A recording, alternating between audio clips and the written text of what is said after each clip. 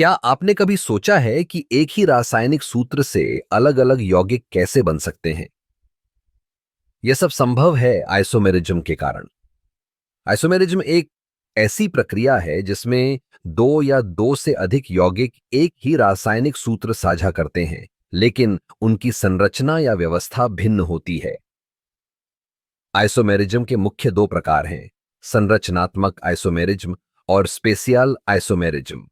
संरचनात्मक आइसोमेरिज्म में यौगिकों की संरचना अलग होती है। उदाहरण के लिए ब्यूटेन के दो आइसोमर्स हैं, नॉर्मल ब्यूटेन और आइसोब्यूटेन।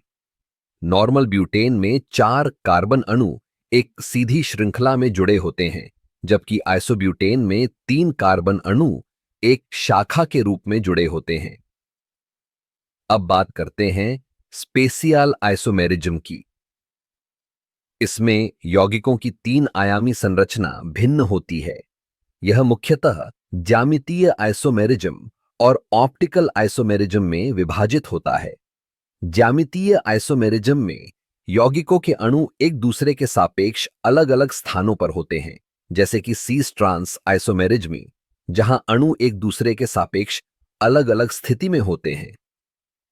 ऑप्टिकल आइसोमेरिज्म में यौगिकों के अणु एक दूसरे के दर्पण छवि की तरह होते हैं। इन्हें एनांटियोमर्स कहा जाता है। ये एक दूसरे के साथ रासायनिक प्रतिक्रियाओं में भिन्नता दिखाते हैं।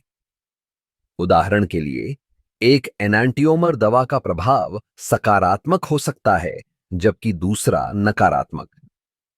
आइसोमेरिज्म का अध्ययन रसायन विज्ञान में बहुत महत्वपूर्ण है।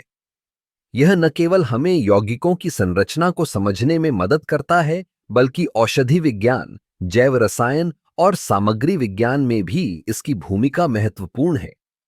आइसोमेरिज्म के इस अद्भुत संसार में हर यौगिक की अपनी कहानी है। यह हमें दिखाता है कि कैसे एक ही रासायनिक सूत्र से विभिन्न गुण और विशेषताएं उत्पन्न हो सकती हैं।